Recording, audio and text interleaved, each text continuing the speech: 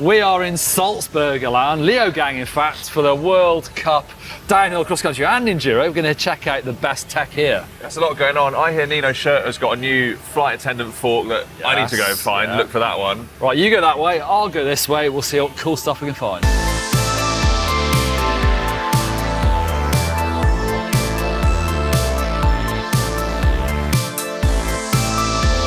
All right, I'm outside the Canyon Collective FMD racing pits, and I've spotted this. I've seen a lot of jazzy colours going on with Sender downhill bikes, but check this out. It's an e-bike, so don't shoot me, but this is Tiny Seagrave's Canyon Spectral CFR, but look at the colour on it. It's sort of, it's very dusty, but you can see it's sort of a matte camo, grey and black with pink stuff. I really like it. Pink tie bolts, pink Crank Brothers stamp pedals. Very nice, but this is fashion. We're going to go and talk about Tiny's new Fox kit over here. Let's have a look. Tiny Seagrave's bringing the style on the bike, but also with the kit she's riding on the bike. I think it's really cool. So she's working with Fox to bring out these limited edition kits. So this is the TS57, Flex Air jersey and pants with a Defend glove. We'll try and catch up with the real life Tiny, because apparently, look, it must be her birthday this weekend. All right, outside the Canyon Collective pits, we've got Lucas Shaw's bike being worked on. Troy Brosnan's bike and back ride. You may have noticed on the live broadcast last week that Troy was running like a bolt-on system on top of his top tube going around the steerer of the fork. It's called the KIS, it's Canyon system. It's in their Spectral. It's basically like a steering stabilizer, but that was external. Normally it's internal. Obviously it looked a bit bolted on. Really interesting, but this week it's not on there. I'm going to ask his mechanic Aaron, I guess, why it was on last week and why not this week. Yeah, for sure. So basically, like, the reason being, this track's a lot more of a bike park, so I guess we definitely knew that it wasn't going to be a permanent fixture on his bike. Last week it definitely was. There's a lot more routes, there's a lot more going on. So here there's a lot more pockets that you can hit braking points properly, and like it's not like your bars are getting kind of wiggled around, I guess you would call it. So yeah, basically that's the reason being. It's a lot more bike park, a lot more open stuff, and we just don't need it. So yeah. Super interesting. I know I heard Fabian Burrell talk about the system that he runs it. He was helped design it as well. That he kind of, from the feel from the bar, you can almost control what the rear wheel's doing as well. So really interesting. We'll see what bikes it comes to as well. How's Troy sort of preparing for this weekend? Obviously we've got the telemetry on there. Has he practiced yet? Not yet, no. We're about to go up probably in about half an hour. So yeah, we've got data analytic on, ready to go. Basically we have his setup from, it's fairly similar to 2021 when he won here. So we've kind of gone back to that base. And yeah, we'll go from there and see how we go through the weekend. Is he a rider that likes to change things or likes to stick with what he's got? No, he definitely likes to change things. So we kind of maybe got a little bit lost last year. So we've kind of gone back to where we were. And yeah, just crack on and see how we go. Nice, have a good weekend. Easy, thank you.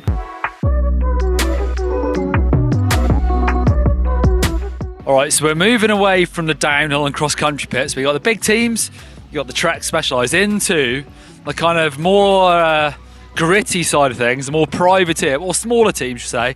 This is the part of the pits I call the death metal part. So, walking through this part of the pits, I've just seen this bike, which it's an amazing looking bike. So this is Contra, made in the USA. Steel frame, high pivot. You can see we've got the sort of pulley going on up there. Crazy linkage, super unusual, and actually a really interesting bike to take a look at. It's also got a really cool sort of, what's it called, pearlescent paint job. Very nice. So handmade in Santa Cruz, California by a guy called Evan Turpin, who's an ex-downhill racer. He's using his knowledge to build something that's completely outside of the box.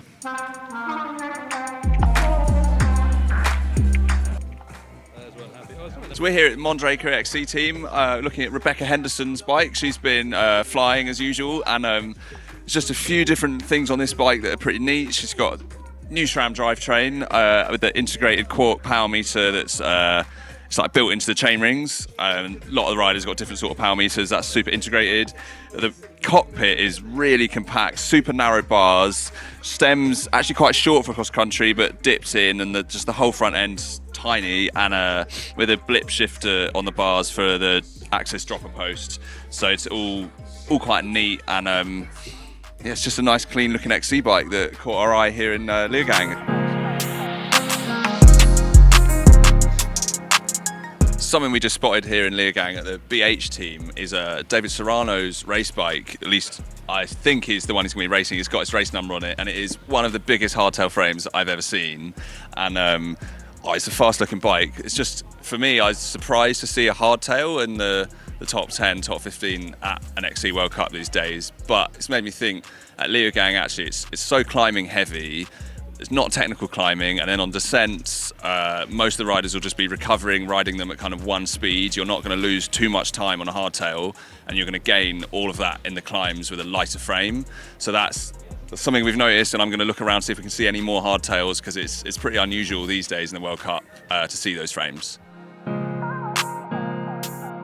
The snazziest bikes that we see in the World Cup hit is the Trinity Specialized Epic Evos and the new World Cup as well. But this is Cameron Mason's bike we just spotted outside Specialized Factories pit, so something going on to it, and he's got some DMR V8 flat pedals, so it's probably not going to be racing with those, but I guess it's fun for riding around the car park.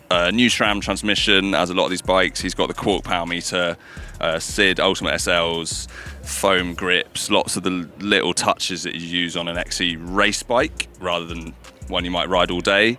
Something that Cameron's running that we see on a lot of the XC bikes is a twist lock RockShox suspension lockout. So that's a twist grip just to save a bit of space on the bars. He's got the Axis post and gear shifter triggers, and it's just a really neat front end with all this sort of, the wireless really helps that bird's nest look that you get with a lot of suspension lockout.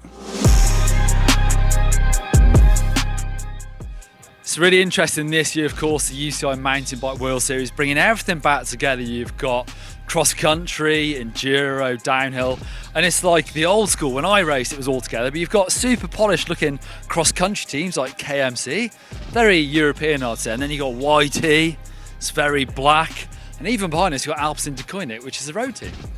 I guess, like I've already said, we've got a massive variety of bikes hanging out in pits, lots of e-bikes as well, teams using those to get around, but we've got cross-country forks, downhill forks. I mean, who are the fussier riders out of all the crew, out of your races?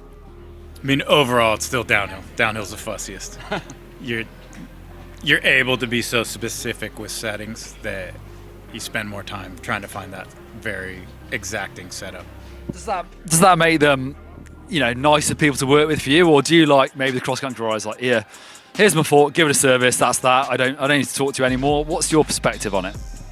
No, I want to work. I want to figure out what the absolute best setup is. Otherwise, things just stagnate and you'd be riding the same stuff from the 90s.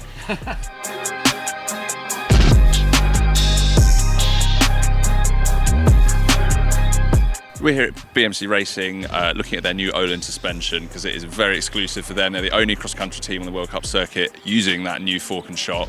So we did a video at Novi and Mesto with the Öhlins engineers looking at that suspension, and since then they've actually got some new forks that caught our eye. It's a different lower design. It's got custom for the factory riders, their name on the lowers. That's really neat.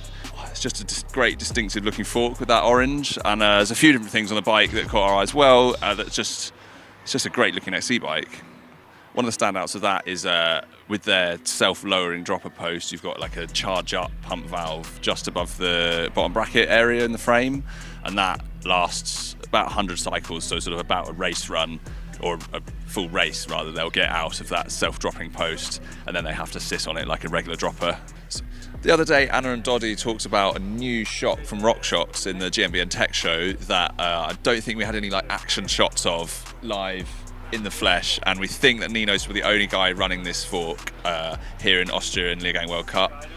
Brand new SID, flight attendant, and it's a 120 travel fork, so it suits the modern XC bikes, longer travel on the rear. What do you reckon about flipping any of those booters? Is it not on? I had a good track walk. Yeah. It's not on. I'm Theo, not Sam Pilgrim. So I've already had lots of people trying to convince me to do anything. Of course. I said, no, the backflip's not on. And then everyone just replied to my story saying do a fronty then. But I'm not Sam Pilgrim. Oh, fair enough. We thought... I was hoping to. I was, it would have been fun to do every World Cup with a little backy, but... those kickers are like that, dude. It'd be like a mini flip Monday off there.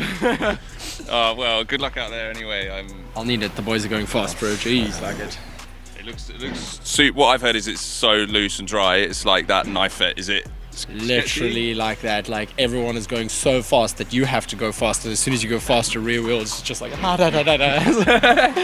It's scary. Yeah. Oh, thank you. But I will take this 14 days out of one than the other Leogang we've had where it's like a trials bike section with a rut this deep. That's crap, especially if you're a South African.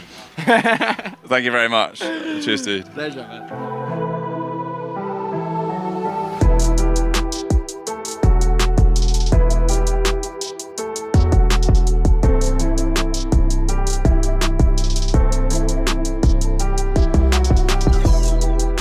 So this is the Shimano service centre in the pit. It's a super nice setup actually. We've got public bikes because the bike park is open, people ride in. We've also got privateer bikes. I can see a mech hanger being straightened out at the moment. I've also seen some of the pro team managers coming in, presumably for spare bits, but a busy hub at the moment on practice day before the weekend. All right, we're in the Shimano stand. Again, I'm talking e-bikes, don't shoot me, but I think this is really interesting. It's the new XT Di2 group set. So basically, it's electronic gears. However, this is brand new, and at the moment it's only on e-bikes. It's got this auto shift, and basically it can shift for itself. So there's all sorts of sensors on here. It can see what the trail's doing, accelerometers, it knows what the trail's doing. It'll shift for you. Obviously at the moment it needs that chainring to spin, so you can't do that on a normal bike. Unless, for example, you locked the cassette and had the freewheel on the chainring. Is that going to come in mountain bikes? We don't know yet, but it's super interesting to see how this works on the e-bikes. Also, this new sort of ergonomically changed XT shifter looks really cool. Here with Loic, the man.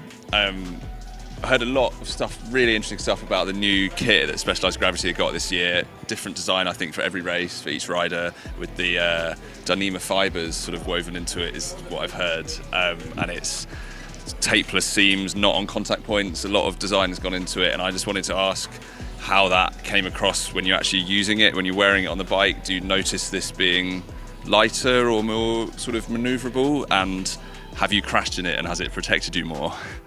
Yeah, definitely crashed in it, and I've been all good. But for sure, the amount of development and the quality of the thing is next level. So we're super happy with the job the apparel crew have been doing. Yeah. The clothing is quite new for Specialized, but they're going full on. And this year it's like even a step up from last year, and the fabric, everything is so tight, like aero, comfy as. So honestly, I'm super stoked. Every time I receive a new kit, we have the chance to have new kits, like new designs every race weekend, which makes us like really hyped. There's a lot of talk about the kits because they always look quite funky, and like this one is super sick. Yeah. And so far, honestly, I've been enjoying it a lot, and I feel like the more we will move forward in the season, the better the kits will be. So, because are you feeding back in the season then, and is that an iterative process with them? So it's becoming better? No, just for the whole season, we had, I think in the factory, they have to order them quite early. Okay. So now it's all blocked. We have the quantities, the colors, everything is set for this season. Yeah. But for sure, they keep on asking us new stuff already for next year, and trying to think ahead and have even better stuff. So we are really, they are really pushing it, and we're trying to also push them to make sure we look the best out there. And I feel like so far we are doing a really good job. And to me, it's really important. So no more borrowing jerseys for Worlds. It's got the fit already. Yeah, the Worlds is quite a tricky one because of the federations and stuff. It's like a little bit hard to do your own things because the federations are always super strict. But for William being what it is, I think it's so important to have the right jerseys and pants. So fast, and the aero is such a big part of it. Yeah. So we'll be ready for William with a nice one. Oh, that's good. Thank you, Ro. Cheers. Right, over at the Mondraker pit. New bike undercover that we saw a bit of last week with that tunable back end. Actually, I don't know whose bike this is. I need to have a look. But it's missing that piece on the back. You see, it's a bit of a gap. What I'm really here to look at actually is this new Michelin tyre. I should say Michelin, with give it the French accent. This is a DH16. If you were racing down in the 90s, you needed a Comp 16. It was the only tyre you could have had on a downhill bike back in the day. It actually looks quite similar, kind of the footprint, and it feels super soft. So, yeah, interesting new tyre from Michelin. All right, great to be back at the races. Don't forget that over on GMBN Racing you can watch the live juniors down on under 23 men as well. What's the coolest thing you've seen from the pits, Isaac? Oh, that pivot downhill bike in person, I think, is incredible. I've seen a lot of stuff today. There's a lot going on. Hard to tell, like exactly what fit. Yeah, pivot. It's amazing. Nino with that special fork as well. Also over on GCN Plus, don't forget you can watch the live racing there. So get involved. So mountain bike racing.